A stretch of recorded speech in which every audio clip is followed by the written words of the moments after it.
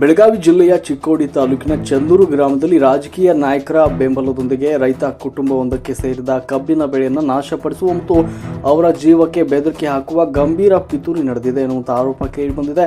ಸಂತ್ರಸ್ತ ವಸಂತ ಬಾಲುಮಾನೆ ಮತ್ತು ಅವರ ಕುಟುಂಬದ ವಿರುದ್ಧ ಸ್ವಂತ ಸಂಬಂಧಿಕರೇ ಅಂದರೆ ದಿನಕರ್ ಬಾಲುಮಾನೆ, ಸಂಭಾಜಿ ಬಾಲುಮಾನೆ ಮತ್ತು ಇತರ 6 ಜನರು ಸ್ಥಳೀಯ ರಾಜಕೀಯ ನಾಯಕರ ಕುಮ್ಮಕ್ಕಿನಿಂದ ದೌರ್ಜನ್ಯ ಎಸಗುತ್ತಿದ್ದಾರೆ ಎನ್ನುವಂಥ ಆರೋಪ ಕೂಡ ಕೇಳಿಬಂದಿದೆ.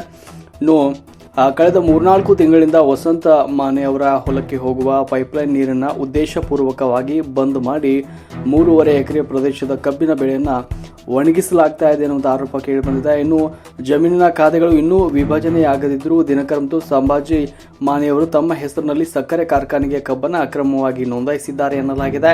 ಅಂಕಲಿ ಪೊಲೀಸ್ ಠಾಣೆಗೆ ದೂರು ನೀಡಿದರೂ ಕೂಡ ಪೊಲೀಸರು ರಾಜಕೀಯ ನಾಯಕರ ಒತ್ತಡಕ್ಕೆ ಮಣಿದು ಸಂತ್ರಸ್ತರನ್ನೇ ನಿಂದಿಸ್ತಾ ಇದ್ದಾರೆ ಮತ್ತು ಸುಳ್ಳು ಕೇಸು ದಾಖಲಿಸುವ ಬೆದರಿಕೆ ಹಾಕ್ತಾ ಇದ್ದಾರೆ ಎನ್ನುವಂಥ ಮಾಹಿತಿ ಲಭ್ಯವಾಗಿದೆ.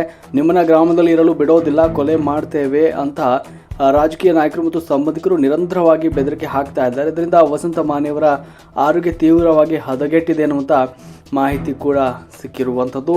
ಇನ್ನು ಸರ್ಕಾರಕ್ಕೆ ಸಂತ್ರಸ್ತರ ಬೇಡಿಕೆಗಳೇನೆಂದರೆ 2019ರಿಂದ 2026ರವರೆಗೂ ಅಂಕಲಿ ಪೊಲೀಸ್ ಠಾಣೆ CCTV ದೃಶ್ಯಾವಳಿಗಳು ಹಾಗೂ ಸಂಬಂಧಿತ ರಾಜಕೀಯ ನಾಯಕರ ಕರೆ ದಾಖಲೆಗಳನ್ನು ಸಮಗ್ರ ತನಿಖೆಯನ್ನು ನಡೆಸಬೇಕು. ರಾಜಕೀಯ ನಾಯಕರ ಪರವಾಗಿ ಕೆಲಸ ಮಾಡ್ತಾ ಇರುವ ಪೊಲೀಸ್ ಅಧಿಕಾರಿಗಳನ್ನು ತಕ್ಷಣವೇ ವರ್ಗಾವಣೆ ಮಾಡಬೇಕು. ಒಣಗಿದ ಕಬ್ಬಿಗೆ ಬೆಳೆಗೆ ಮತ್ತು ಅನುಭವಿಸಿದ ಮಾನಸಿಕ ಹಿಂಸೆಗೆ ಸಂಬಂಧಪಟ್ಟವರಿಂದ ನ್ಯಾಯಯುತ ಪರಿಹಾರವನ್ನು ಕೊಡಿಸಬೇಕು. ವಸಂತ ಮಾನೆ ಮತ್ತು ಅವರ ಕುಟುಂಬದ ಸದಸ್ಯರ ಜೀವಕ್ಕೆ ಏನಾದರೂ ಅಪಾಯ ಸಂಭವಿಸಿದರೆ ಹೆಸರಿಸಲಾದ 8 ಜನ ಸಂಬಂಧಿಕರು ಮತ್ತು ಸಂಬಂಧಪಟ್ಟ ರಾಜಕೀಯ ನಾಯಕರೇ ನೇರ ಹೊಣೆ ಅಂತ ದೂರಿಸಲಾಗಿದೆ.